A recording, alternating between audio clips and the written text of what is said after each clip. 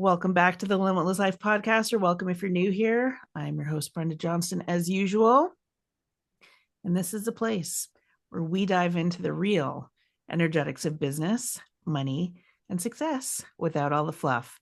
Today's episode is another part of my legacy series where I'm sitting down with women who are redefining what leadership, wellness, and success look like for high achieving women in this new era that we're moving into. And today's guest, Robina Abramson-Walling, is doing exactly that. Robina is a board certified health and life coach, and she's a candidate for her PhD and doctorate in natural medicine.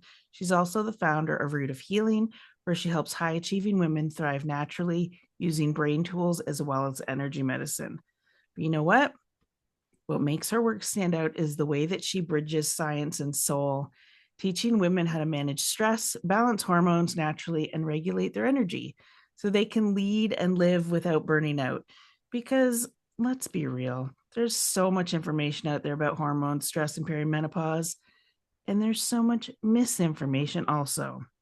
And it's making a lot of women feel like they're broken, like their best years are behind them, but that's not the truth. And this is the conversation that's going to change how you see this.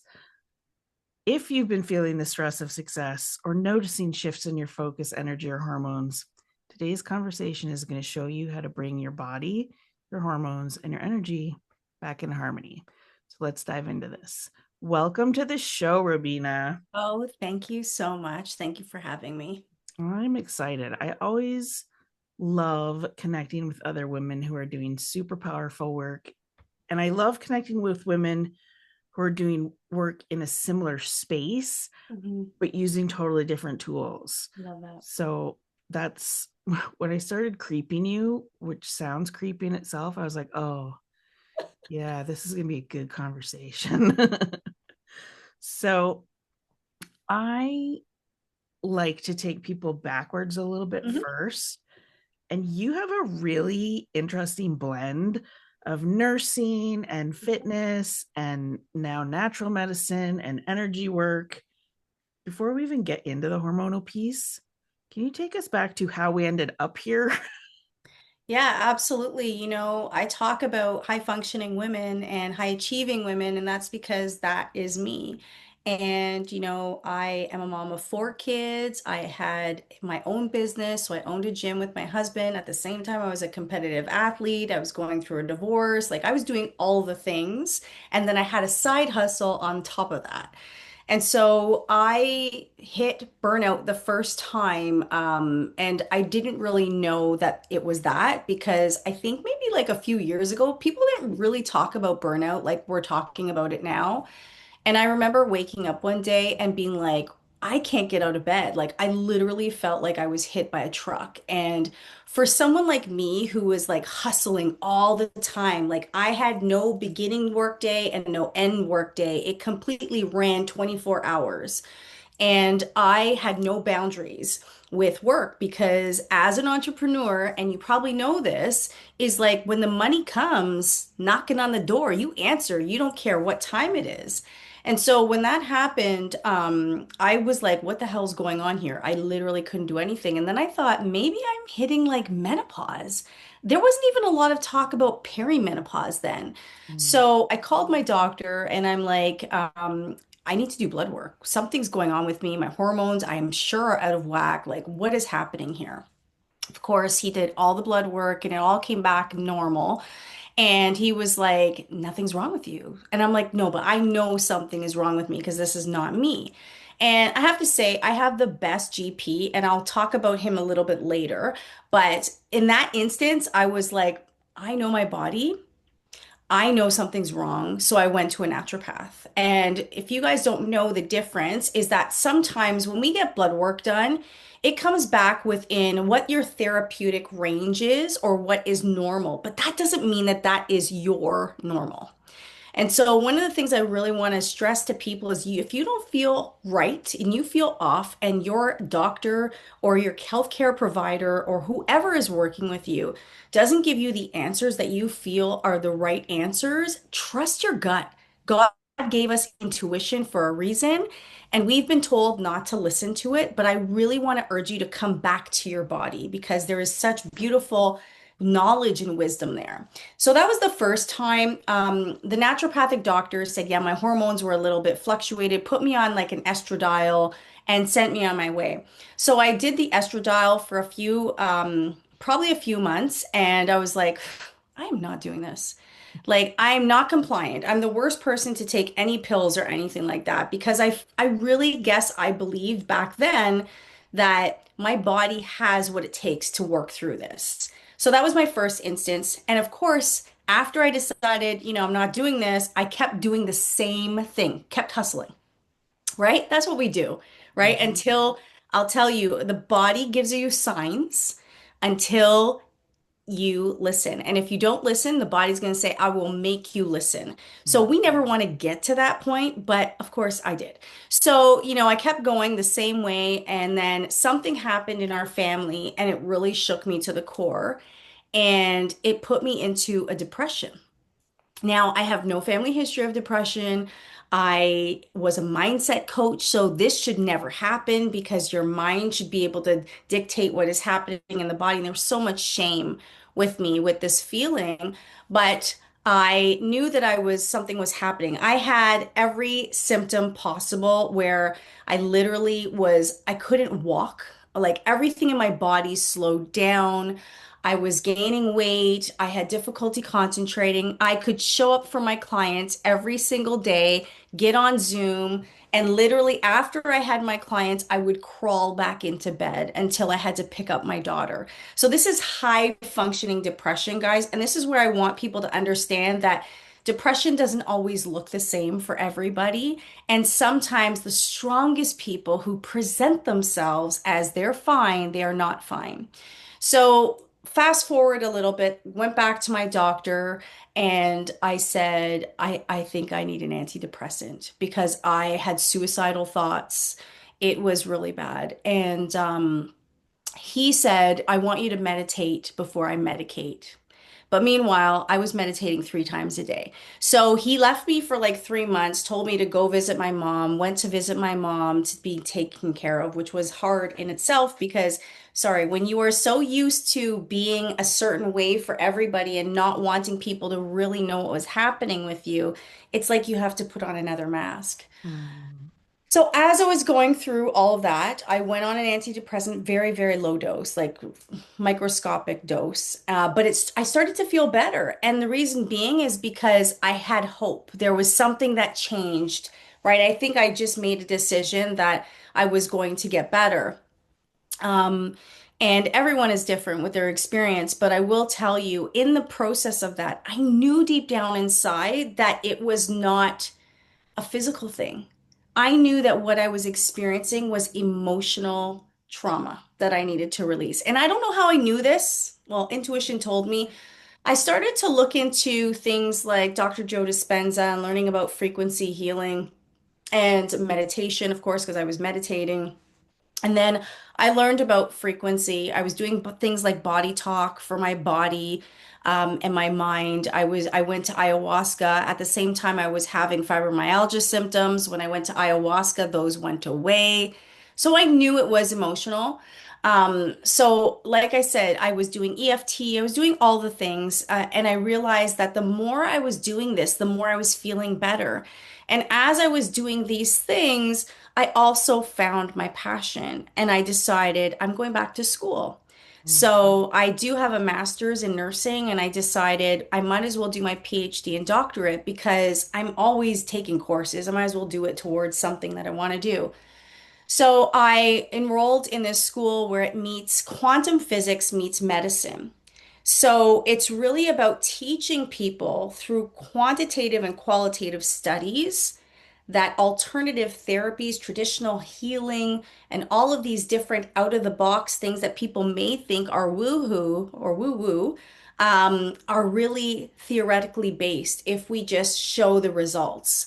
And Mhm. so that's sort of where I got to where I am. After 4.5, 5 months, I came off the antidepressants and was solely just using energy healing, tapping into my body's own natural healing modalities and wisdom, recognizing when I need to take the foot off the gas and when I need to nurture my body and step into feminine energy, and when I need to go into masculine and get stuff done. So it really was about aligning my body with its natural cohesiveness and coherence and learning how to balance myself with the chaos of the world. Mm, so many things I can relate to there. Yeah. The whole burnout aspect, it's true. We like years ago, nobody was talking about that. When No. I left corporate, I basically replaced my corporate income within 6 months, but within a year, I had replaced my corporate job with what I do. And it's because I love what I do. Yeah, for sure. But it's like what you said, you don't take your foot off the gas. Yeah. And it was the same. I hit a wall and it was scary because I was like, what is happening? I could be perfectly great with clients, but I would have to have a 4 hour nap Yep. in the morning Yeah. before I saw the clients.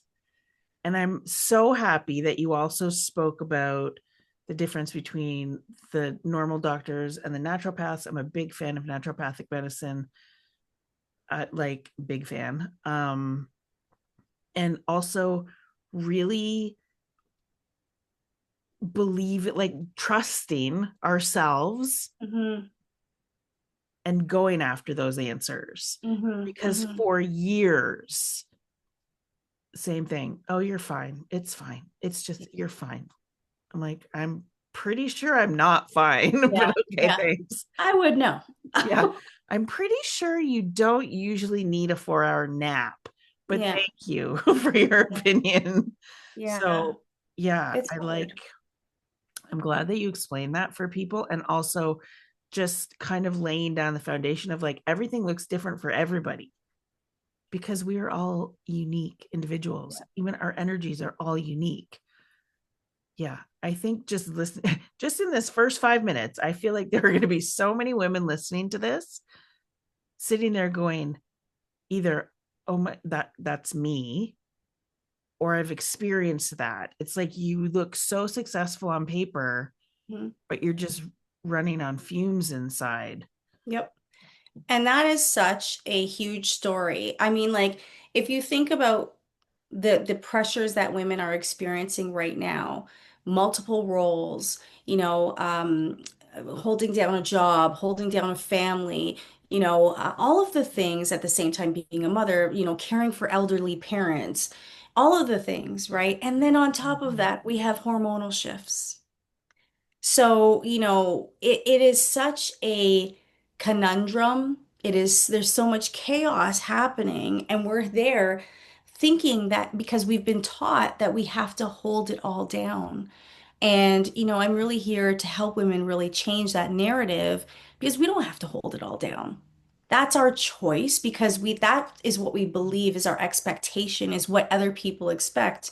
So even as I was navigating, depression and being an entrepreneur and being there for my clients, holding energetic space for them, and being there for my children and being a wife and having parents that live here seasonally and all the things, I believe that I was weak if I admitted that something was wrong with me. The Mhm. expectation was you are the person that holds everything together, and if you don't do that, shame on you.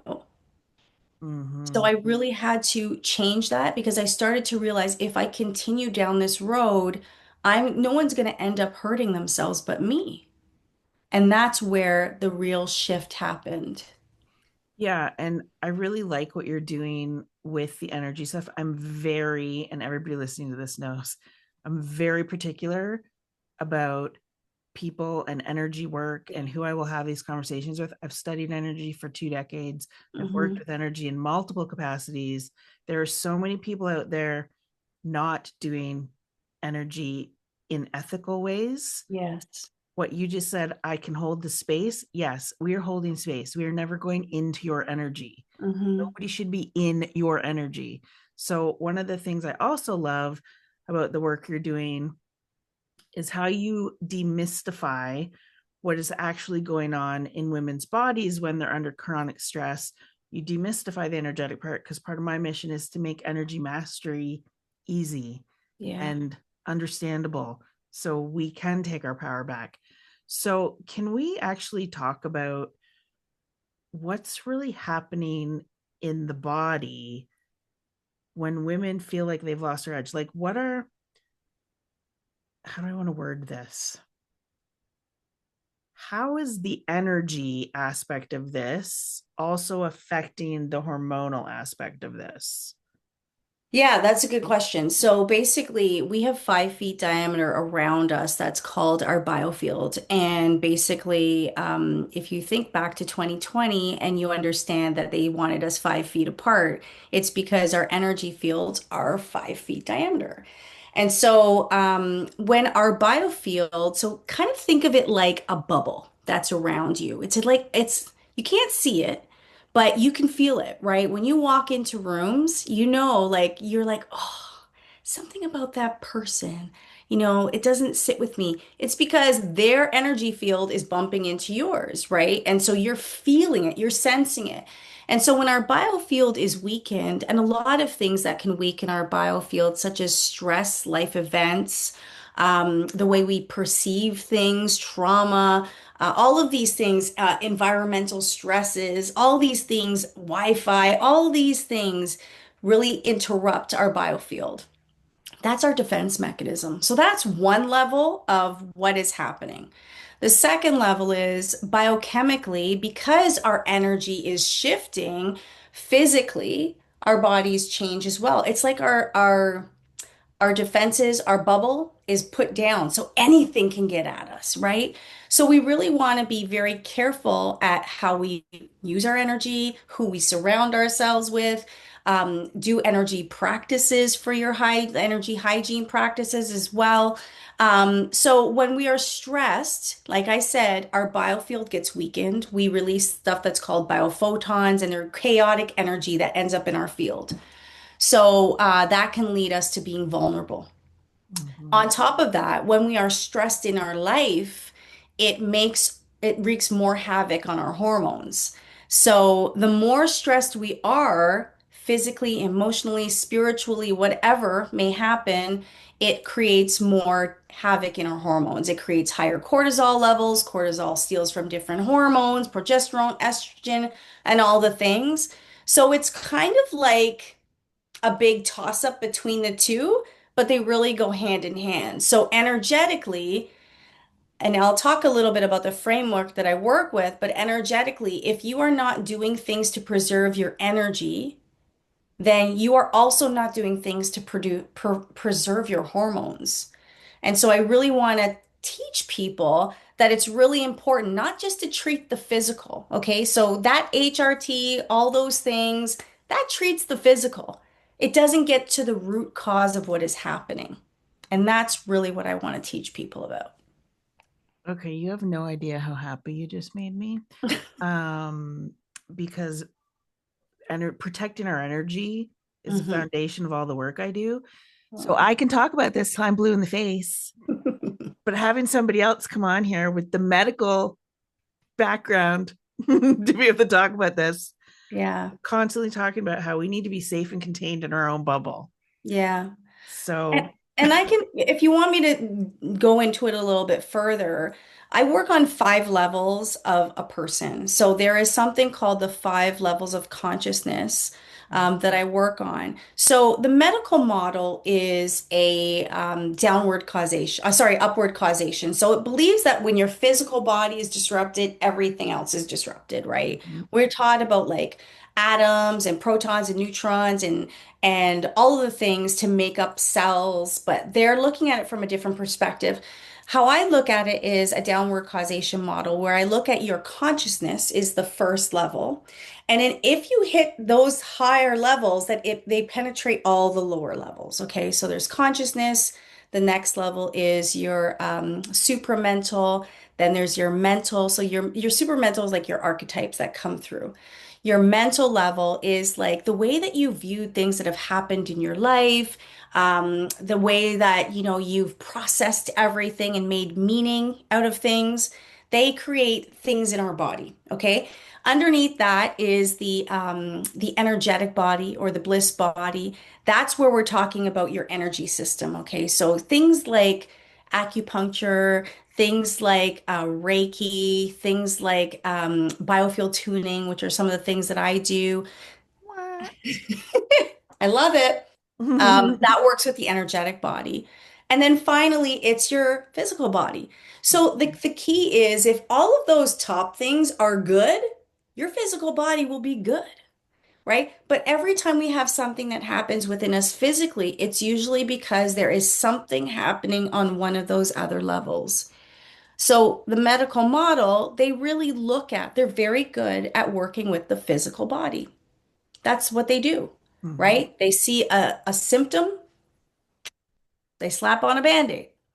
What we like to do is say, okay, you have a symptom, so maybe you have, I don't know, maybe you have something going on with your lungs. Okay, maybe there's constant pneumonia or something like that. I would say, okay, lungs are associated with shame. Let's go back a little bit with your life and let's see where shame has shown up. Mhm. I'll look at different things like your meridians. I'll look at different things like your energetic body and look at not just the way that you see things that have happened, traumas or things that have happened in your life, help you reframe them, but we'll also work on maybe different acupressure points to help you support those meridians that are associated with that body. Mm. I love how you bring the science into all of this because it also takes away the shame around like our bodies aren't betraying us. They're asking us to lead differently. They're asking us to show up differently. My statement is always energy speaks before your mouth even For opens. sure. So you and the body and the energy, like I just, yes, that's all I have to say about that. The body, like I said, our bodies are talking to us. And so when we talk about hormones and we talk about this shift that is a natural progression of life, our bodies are not saying, hey, I need more estrogen or I need more progesterone. Now, there is a time and a place for everything. Please, I want to say I'm not against medicine, I'm not against different things. I believe that everyone's situation is very different.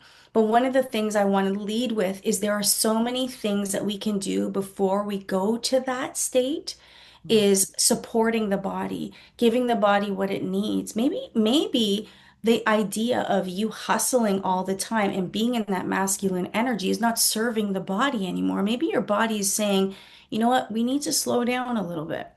You know, there is something to say about slowing down to speed up, and this culture that we live in is not supporting that.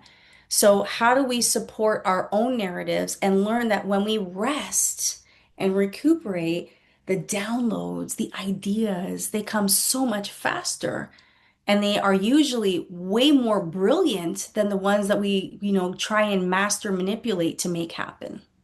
100%. I want to add to this hormone piece. Like, what would you say are some of the biggest misconceptions about hormones and perimenopause? Because I know I've had conversations with women who are horrified to even think that it's hormonal stuff. Yeah. So, what are you seeing? I mean, like, embrace it. I feel like this is a different generation, right? We're no longer living in the 40s or 50s where it is shameful for a woman to, come into herself. I believe that there is so much wisdom in the body. The if you look at different cultures, they actually see this time as like it's almost like a second coming of a woman, just like when a teenager goes through puberty, they become a woman. Why can't we see this as a time that we start to embrace our wisdom and our natural abilities? So one of the things is like, oh, it's just that time of life, like when it comes to weight gain, people are like, well, that happens. Our metabolism slows down as we get older, or, our sleep is interrupted, well, they say as you get older, you need less sleep or you don't sleep as much, or there's so many really and truly, but the reality of the situation is women think that they can't be sexy anymore. They can't have sexual relationships with their husbands or they can't be sexy women like in their being. Mm. They feel like, well, I can't give birth to children anymore, so my womanhood is gone. Like all of those things. And if you look at all the misconceptions, they all stem from a place of shame. They Mhm. all stem from a place of fear, right? It's not empowering at all. So when you start to really look back and think of where did this stem from, I can almost guarantee you that no woman was the one that started these things, Mm-hmm. Mm-hmm. Mm-hmm. right? And as I'm doing more research, I'm doing my PhD and doctorate dissertation on perimenopause, and I'm doing research. There is hardly any research out there on perimenopause at all. Like they're just like all the papers that I'm finding now on perimenopause are literally from 2022, 23, 24. And realizing that different races experience perimenopause very differently, realizing that different cultures deal with it very differently, realizing that the cultural background plays a huge role on if they even ask for support or go to their doctors. So there are so many barriers to understanding how perimenopause really and truly affects a woman. Plus, they don't really know what the long-term effects are Mm. because there's no research on it. So it's also the effects that like we don't know exactly how to deal with it because basically they're making it up as they go. That is crazy. If you think about if you talk to your group of friends and you ask them what their experience of perimenopause and what their symptoms are, I can almost guarantee you everyone has something different. 100%. I know women who have the craziest hot flashes. I'm like, I didn't experience that. I'm 51 now. I've never felt better in my whole entire life. I never had hot flashes. According to all the blood work and all the things we're doing, I'm just starting perimenopause. That's the other thing that I see happening is there's this thing where as soon as women hit like 40, people just start assuming, oh, it's perimenopause. You're perimenopausal. Are Well, you it's a though? hot, it's a hot, it's a hot, it's a hot topic right now, right? It's very hot. Um, I don't think it's a bad thing. Like I just really think that, listen, estrogen affects almost every system that we have. Mm-hmm. Every system. Cardiovascular, our bones, everything, our brains, the way we think, our mood, everything, right? So if we think about all of these things, sorry. If we think about all of these things, then we start to realize that that's why everyone is experiencing everything the way that they are, is because estrogen affects every single system that we have. Mm-hmm. So, it very well could be. But that's okay, right? That's okay. But I think that people really have to just lean into the fact that their body's just talking to them. Whether it's perimenopause or not, your body is saying something's up. Mm. Let's start leaning into that. I joked with one of my friends who does traditional Chinese medicine years ago. We joked about it. I was like, yeah, I'm just going to glide right through menopause. And that is the belief that I've kept. Like, this is Wow. what's going to happen. Yep. Have I had some symptoms? Yep. Have we dealt with them? Yep. Knock on wood. But like, my belief is I'm just going to glide right through. So I'm sticking So with that. I love that, but I also would like to ask you, do you also support your body in other ways? Do you listen to your body? Oh, 100% now. So, one of the things I would say is like the body is speaking to us, and we just have to really start to listen to it, regardless of the capacity that it is speaking to us in. And I think that really comes down to trust Mm-hmm. and just being strong in your own self. But if you recognize that your experience is a little bit better, it's probably because you also have gotten to know your body better. And so you know how to work with your body. When most women, when they think about perimenopause, they think about anything related to, they're like, it's hard no. No. Mm-hmm. I'm not going through this. Oh my God, these hot flashes. Like it is a hard no. And we are working against the body's natural system. Yeah. So if you can just teach your body that it can trust you, right? Because when we think about the polyvagal theory, when we think about fight or flight, and we think about freeze and fawn and recovery and all those things, if we are saying mentally it's a no, and our body is going through it, the subconscious programming is this is horrible for me, Mm-hmm. right? This is something I don't want. So the body is saying, okay, we're being under attack, right? So how do you think the body is going to respond to that? Yeah. Oh, I just my every piece of me is tingling. This is the second time today I've had a conversation where that happened. I'm That's so loving good. this. You actually have an upcoming program, which I believe is launching in January, Mhm. the regulated CEO. Yes.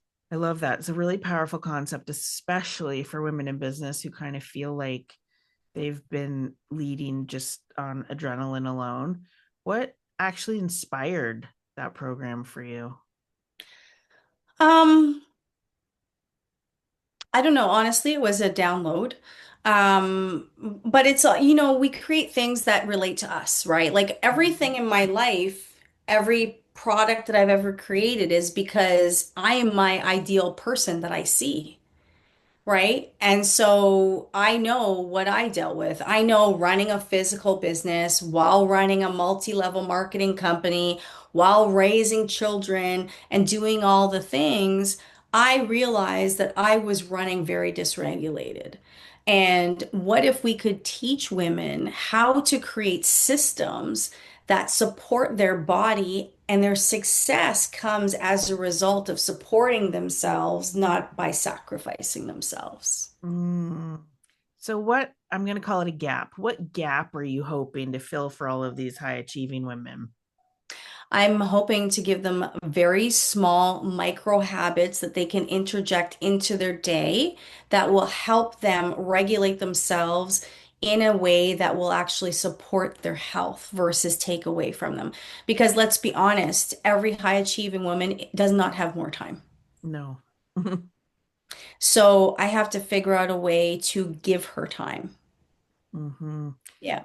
I want to also talk a little because I like the way you explain things. So, I want to talk a little bit more about this regulated state because it has become a buzzword, a trend. Yep. So, can you, for everybody listening, can you give a definition or how you would explain what does being regulated actually look like or feel like or mean? Sure. So if you think about animals, right? So Joe Dispenza said something really brilliant. I'm just going to paraphrase it, but basically, animals can be in the Sahara Desert and they're grazing, right? And all of a sudden, their predators come and attack the herd. And there's chaos, right? There's all the things that happen. And as soon as that attack is done, they go back to grazing, right? It's just like, they go into stress mode, so they go into fight or flight, but then they go back into rest and digest, right? They go back into parasympathetic, healing. Mm-hmm. Um, as humans, I think I'm frozen there. There you As are. humans, we think a thought, we go into fight or flight. We don't even have to be attacked by animals. We think about something that's traumatic or we future pace. We think about something that could potentially happen but doesn't happen. But yet we have physiological reactions to it. The body, cortisol shoots up, epinephrine, norepinephrine, all these things happen. Our heart rate goes up, our blood pressure goes up. The blood goes from our stomach, from our digestive system, goes to our arms and our feet because the body is preparing to run. Okay. So we don't know how to go back into that restful state like the animals because we are triggered by things and thoughts because the body doesn't know the difference between a thought and an actual reality. So what happens is if we were to have a barometer, right? And the barometer is I'm stressed to the max. Okay, we should be able to go back into rest and digest. And when we're stressed, we go stressed and go back. But what happens is there's a buzzword about cortisol. People are talking about it all the time. There's nothing wrong with cortisol, but there is something wrong with cortisol when it is always and constantly being elevated. So we are constantly in that state of fight or flight for a long period of time. We're Mm-hmm. not meant to be in that state for a long period of time. So what happens is the barometer is not working as well, right? And then over time, the barometer just stays there. So what we need to teach the body is little things to make it feel safe. And so I believe that the more change someone needs, the smaller the changes have to be. Mm-hmm. Because if I were to tell you, let's say you were traumatized by something that happened, and I say, okay, you need to just go and just take a break for 2 weeks, right? Like that's not going to happen. You have to learn, your body has to believe that it can trust you Mm-hmm. because you are working against yourself versus working with yourself. So little micro habits over time will teach the body, yeah, okay, I can do a 3-minute meditation. What does it feel like to feel safe? I have no idea, but we're going to keep being consistent with that 3-minute meditation. And maybe next week we'll start for 5. Maybe the week after we'll start for 7. Maybe the week after we'll do tapping. Maybe the week after. So we're teaching the body to build that muscle of regulation. Now, people are doing regulation techniques all the time. Now, one of the things that I do in my practice is I actually can measure what is happening with you. So I can measure your nervous system when you first see me, and then I can do an intervention and I can measure you again. And I can measure you each time so that I know how your body reacts to different modalities and how your body doesn't. Mm. I love this because on the energetic side, it like I truly believe the goal isn't to push harder, it is that coherence. So, Mhm. and being, I'm one of the most spiritual people you're ever going to meet in your life, but I like science. Mhm. So No, being able that's to that's see me. Yeah. things, I like to be able to see the things. It's like, oh, that's interesting. Okay. Well, and for me, that's so I mean, historically, I have masculine energy. And so I like that hard science. I like the facts, right? I come from a background of medicine, right? I like that. It makes me understand that I'm not just feeling it, but it's hard, there's concrete evidence. And Mm-hmm. so for me, listen, you cannot measure everything. But there are ways to measure things. So one of the tools I have is a BioWell. It measures the energy systems of different organs, right? Then the other one I use is the neural check, where it actually uses your HRV and it measures what's happening in your systems. So we're not just looking at one that's woo-woo, we're also looking at one that is concrete, right? So the thing is that we know that intention is very important. There are a lot of research out there that talks about the power of intention. So if your intention is, listen, I'm going through these changes in my life and I want to do little things to support my body before I maybe feel like I have to make a different decision. But you don't know how powerful you are until you actually start to try.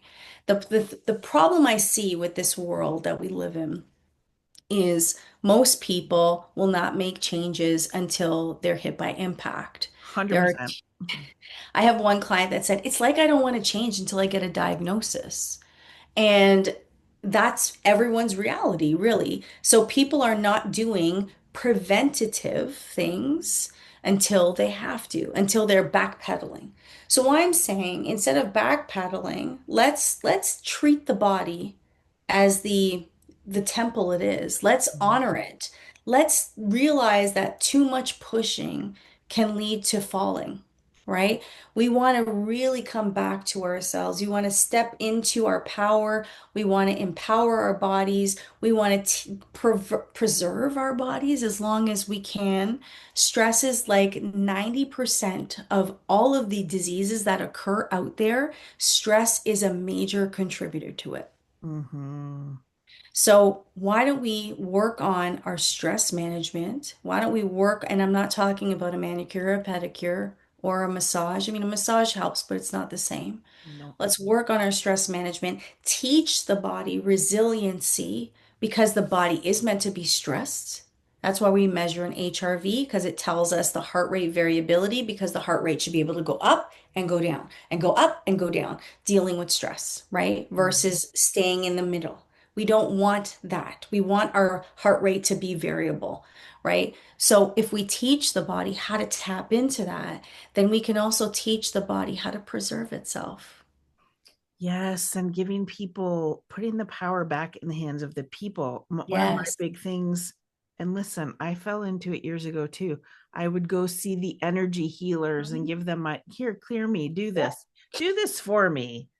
You do Yeah. it. Yeah. It's my mission to help people understand we have so much power. Hmm. We just need to learn how to work with ourselves, which is, Yep. again, why I love this conversation. I Oh, think that I think that mainstream wants to take the power away from the people. And I think there is a huge shift happening right now, which is so beautiful because people are recognizing, wait, hold on a second. I may have this diagnosis, but I can also do things for myself to support myself. And there are spontaneous healings that do happen with mhm. people. There are people that get diagnosed with all types of things, but they are like, that's not going to be me. And they find a way. They're either tapping into meditation or they just believe that, no, this is not my circumstance. There is something called oh no, no, I just lost my train of thought. But there is something to be said about a quantum entanglement when Yeah. we basically think about something, and if someone we work with medically or someone in a relationship we're in, if they don't believe in the power of us, okay, then it slowly chips away at your power. That's why when people get diagnosis, that their prognosis is short. And if they believe that that's their prognosis, that's what will happen.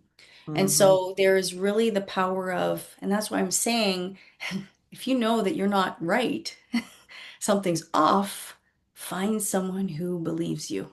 Yeah. Oh Keep God, searching. there's a woman, and I'm having a total brain fart right now. Louise Hay? No, Lynn McTaggart. Oh, yes, yeah, yeah. So She she's the one talks who, about yep, yeah. So that. the Power of Five, I think it is. She's got the power of eight. The Power of Eight, yeah. And She so it's all also about all talks her work about, is on intention. yeah, Yeah, and she talks about the field and yep, how you can have these groups of people focusing yep, on other groups of people. Like she did all these wild experiments, yep, which were crazy. She's one of the people I studied for a really long time. She's yeah, fascinating. yep. Um, yeah, it's very interesting.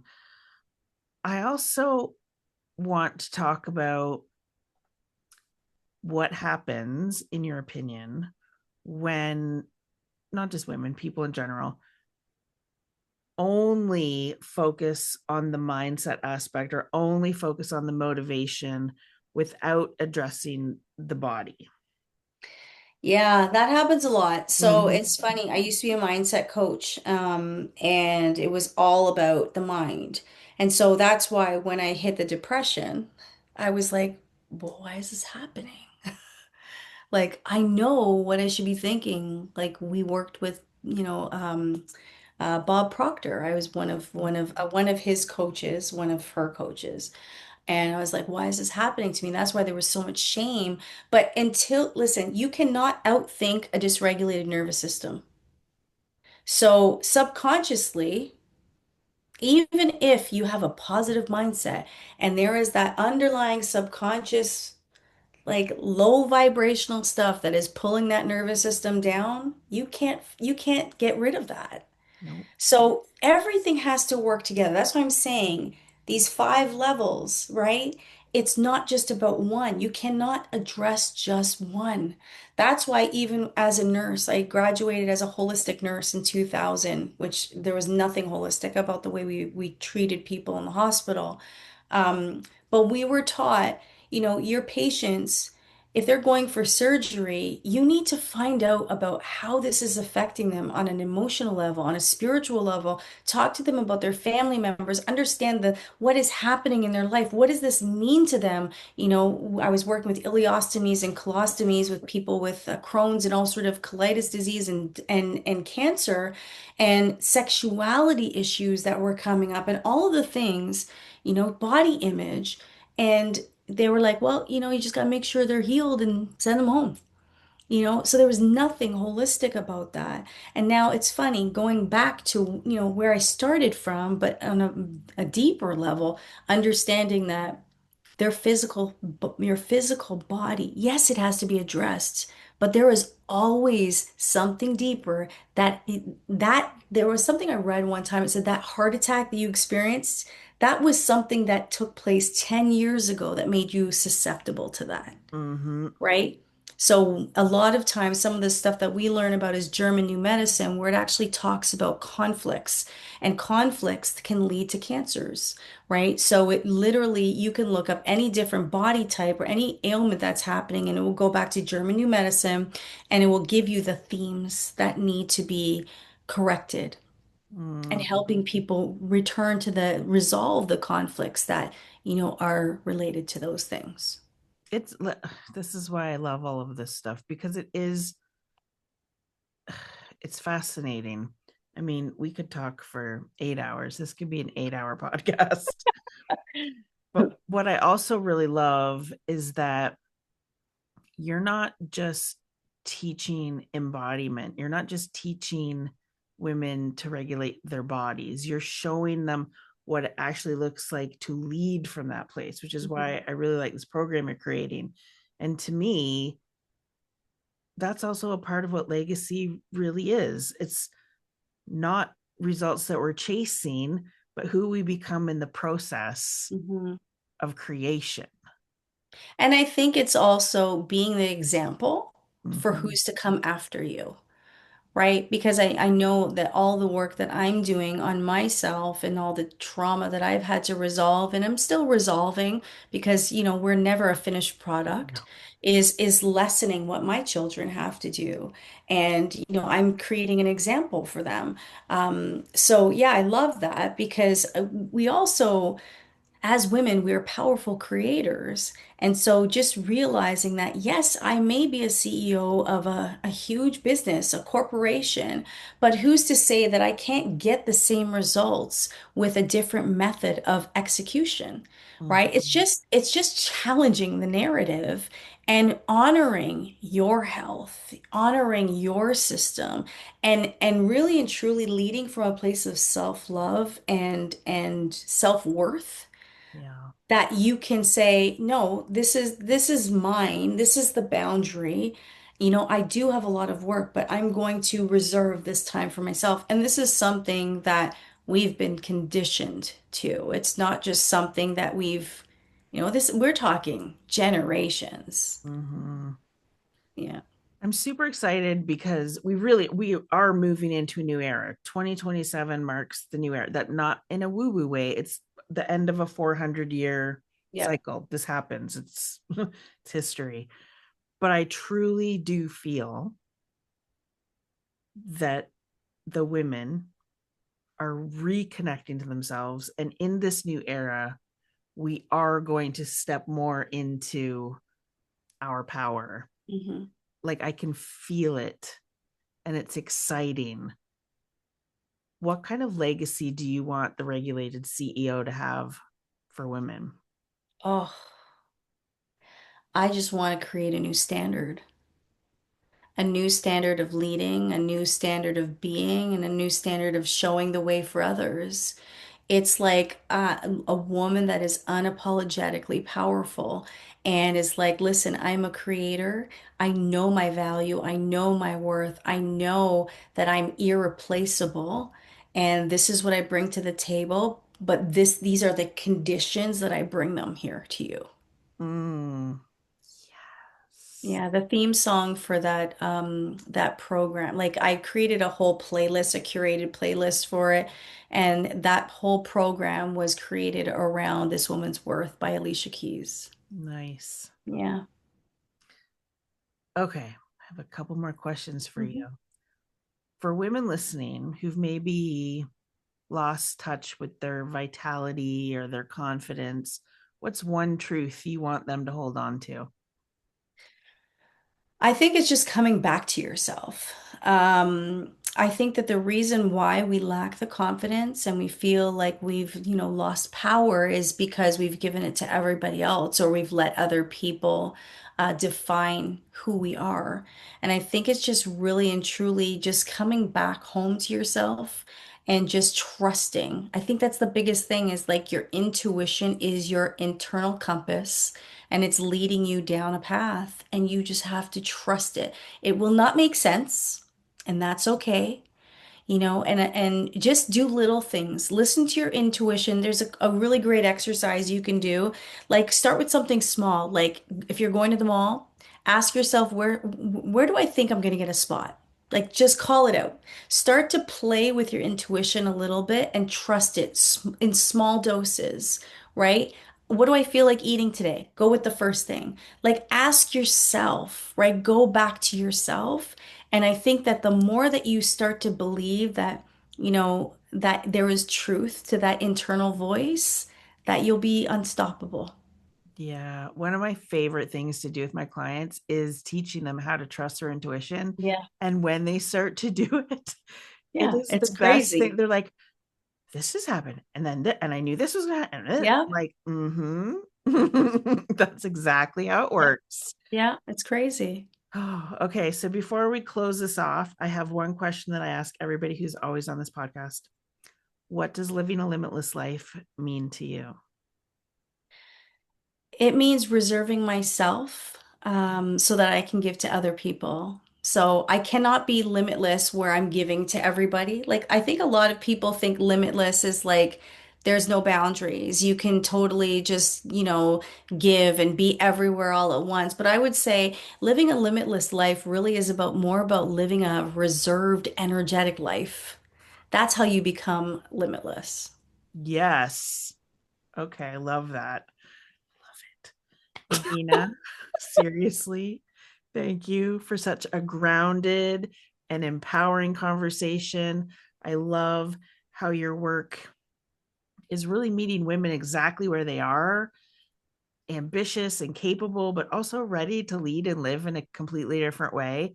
For Yeah. everybody listening, I'm going to link everything up where they can find you, your Instagram, your website, so they can check out your upcoming program that launches in January. Like it's all going to be there. Thank you so much for taking time out of your day to have this conversation with me, to be a part of this legacy series. And until Thank you for next having time, me. here's to creating your limitless life.